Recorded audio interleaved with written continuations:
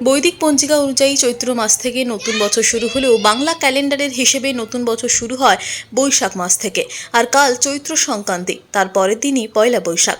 আর আজ দেখা গেল একদমই অন্য রূপে বীরভূমের বক্রেশ্বরের বিজেপি প্রার্থী তথা প্রাক্তন আইপিএস অফিসার দেবাশিস ধরকে।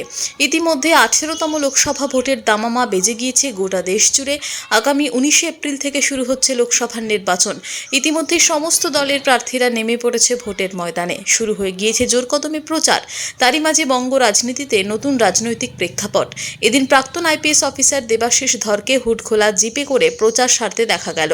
প্রতিটি এলাকা ঘুরে ঘুরে মানুষের সাথে জনসংযোগ বাড়াতেও দেখা যায়। গাড়ি থামিয়ে সাধারণ মানুষের সাথে কথা বলতেও দেখা যায় বিজেপি প্রার্থী তথা প্রাক্তন আইপিএস অফিসার দেবাশিস ধরকে।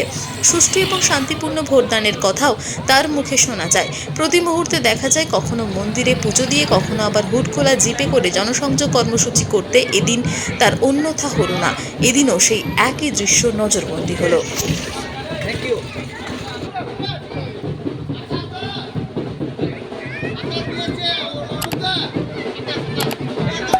সকল ভক্তেশ্বর সুধী নাগরিকবৃন্দ, ব্যবসায়ীবৃন্দ,